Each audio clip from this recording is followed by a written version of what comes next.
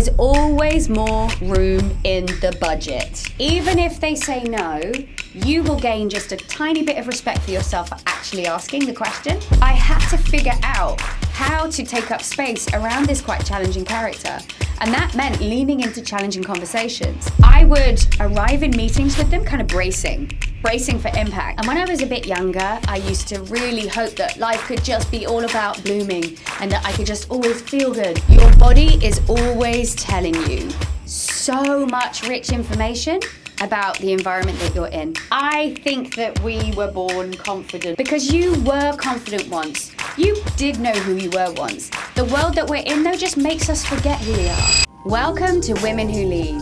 This is the podcast that I wish I'd had when I was a woman in leadership, just starting out. So my friends, I have done you a big favor. I have selected some of the most inspiring women in leadership, and I've assembled them in a series of conversations where they're going to share their tips, tricks, frameworks, stories, everything to support you to bloom into the next season of your career. If I think of what it means to me to be in bloom, being in bloom for me doesn't actually mean blooming, and certainly not blooming all the time, because honestly, there is such beauty in the seasons of decay as much as there is in the seasons of bloom.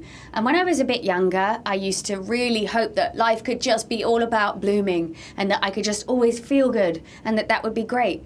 But the truth is what I've learned, that every season, but in particular the seasons of decay when it feels like things aren't going right, are actually the seasons that become the most foundational for me in my life. I mean, honestly, blooming for me is, am I in alignment with my values? Do I feel like I'm walking in alignment with my soul? And if I'm making decisions from that place, does it take me away from my values or towards my values? Then that's where I'm in bloom. No matter what's coming at me or how it's coming at me, for me, that's blooming. So if I think about how I define success today, is probably quite different to how I would define success earlier in my career. And it wasn't really conscious or intentional earlier in my career. I just accidentally fell onto this sort of treadmill of work and started working my way up the food chain and realized that I could see that the people who were ahead of me or above me seemed to know more about what was going on than me and could make more decisions and things like that, honestly. And so I figured, okay, I'm not having that much fun here.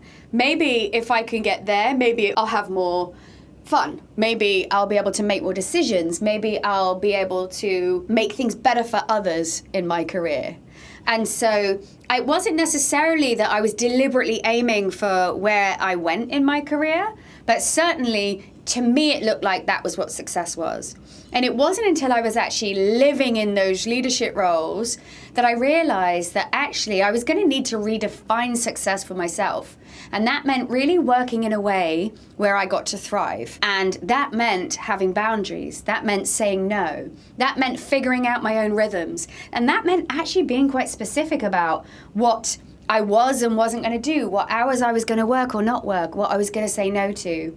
And my friends, that was a process, not an event. But really, that was where I sort of started to develop a different picture of what success meant for me. And really today, success is, am I working in alignment with my heart energy? Do I feel like I'm getting to bring my heart to the world? And am I doing that in a way that's sustainable? Then, for me, if I'm doing that, I'm doing good. If I was to think about which season of my career shaped me the most, it would probably be in a particular role where I had a particularly challenging boss.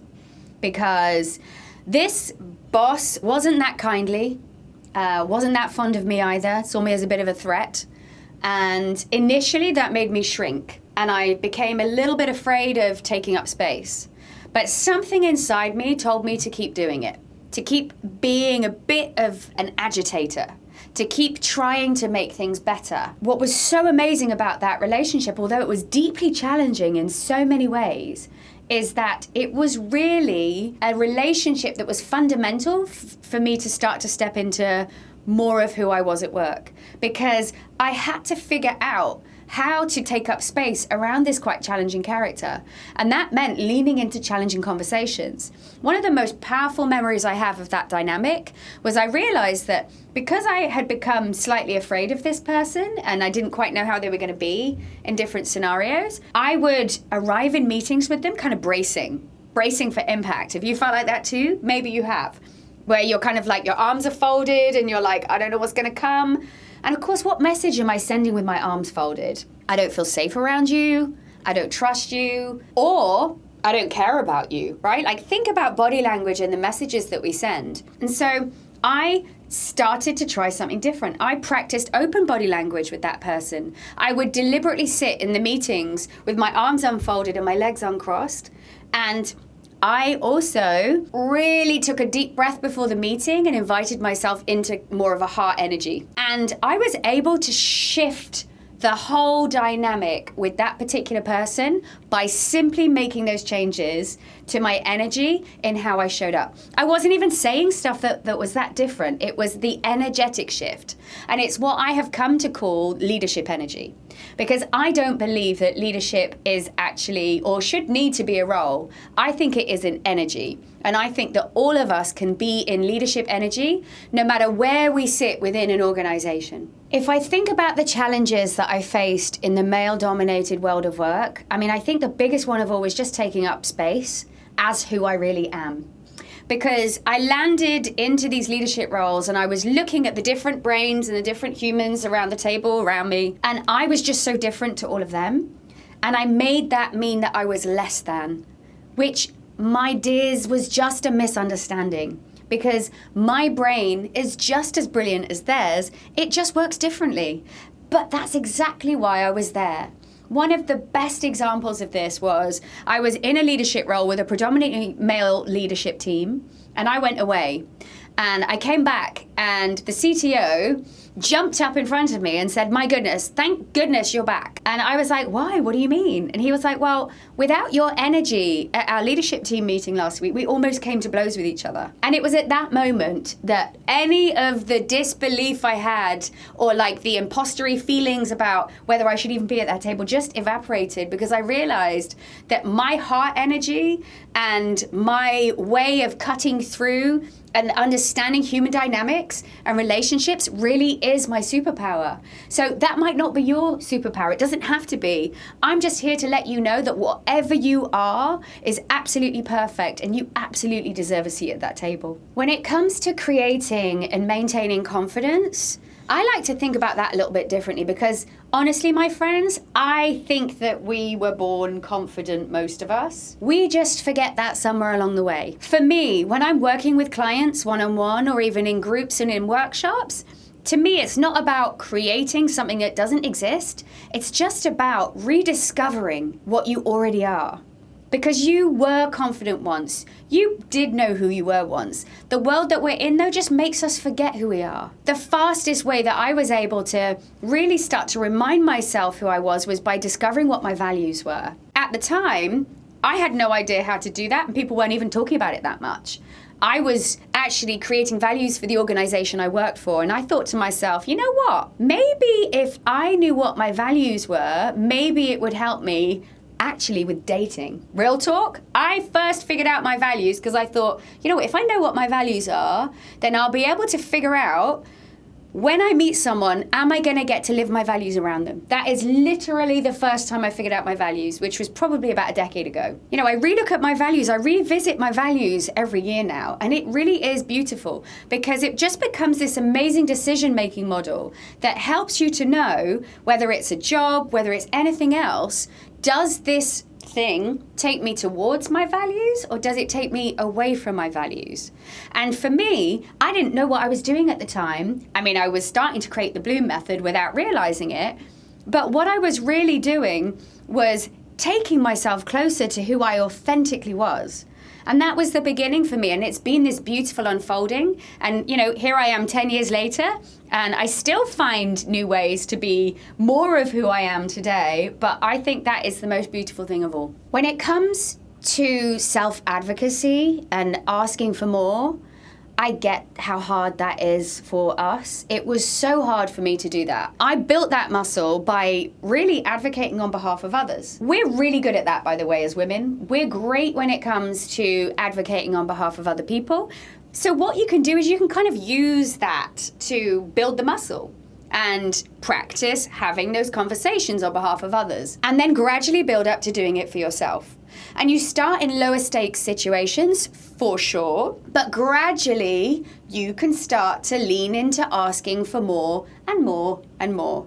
And when it comes to negotiating, I will just say one thing.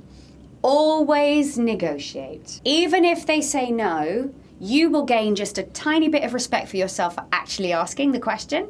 I promise you, you will. I promise you, you will. And next time, maybe you'll even ask for more, right?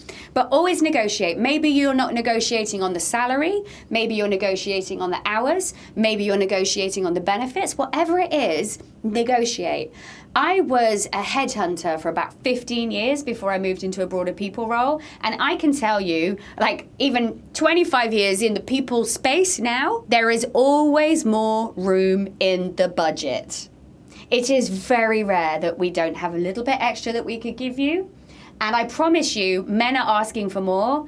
And half of what I learned about asking for more, I learned from men negotiating with me, honestly. So please negotiate. I would say that my relationship with feminine energy is evolving and unfolding, and I love it so much. What I realized a few years ago, because I had come through my first divorce and to leave that situation, which was one of domestic violence, that meant I had to become a lioness. And that meant I had to be in my masculine energy to do that. I had to fight. I had to be really brave, and I had to lead myself. And that meant being really decisive and purposeful. And then I had to rebuild my life out of nothing, really. And so that took determination and action and lots of doing. It was about 6 years after I left that marriage that I realized, hang on a minute, I've grown hard here. And it's beautiful that I have this driving, forcing, doing energy. But what about my feminine energy? Because truthfully, I am soft and gentle and feminine all the way to my core. So how can I balance those energies? Because I love my masculine energy. I love that I can drive and do and get stuff done. The moon energy of the woman, the lunar energy, the receiving energy. And, like feminine energy is creation. It's a little bit of chaos, it's swirl. The masculine energy is the container for that creation. And actually, I realized I am actually the perfect balance of both, because I have this beautiful, soft, feminine, swirling creation energy, but I also have the structure and the container within me to be able to actually channel that into something that's purposeful and get something done. I would say that as I age, my relationship with my feminine energy is still emerging. I'm still learning to lean into softness more, but it's like this sort of beautiful unfolding, and I'm so in love with it, honestly. When it comes to preventing burnout, I will put it like this. Before order for me, there was chaos, right? So I learned about 15 years ago that really having a very, very specific structure in my life was the only way that I was going to thrive. Now, that may not be true for you. We're all different people, but the only way that I am able to work sustainably and banish burnout is by really being intentional about how I balance my time, how I balance my working time, what is the structure of my day. We all work better at different times of day. For me, I work really well in the morning, and in the evening, I start to collapse like a child and run out of steam, right? So your only job is to figure out really what works for you. And the only way I arrived in a place of thriving at work was by treating my whole life like one great big experiment. So I kind of live in a perpetual state of audit. And I'm basically always running these micro experiments in my world, trying different things, seeing, does this work for me? Yes, no. Because the truth is, you're always changing and evolving. So what worked for you yesterday may not work for you tomorrow. And particularly for women as we age, it's even more important as you start to embark on these different seasons of life. that you really start to allow for some flexibility and flow in your routine. So, 10 years ago, my routine was a lot harder. I mean, it was still very disciplined, but I was a lot harder with my body. Today, I really focus on being embodied, being in my body and feeling, what does my body need today? Where am I in my monthly cycle? And what does this being need to support it best? And I move from that place. The biggest thing that I've learned about facing setbacks or failures is just that, to face them, to turn towards them and not away from them. So often as humans, we try to avoid suffering.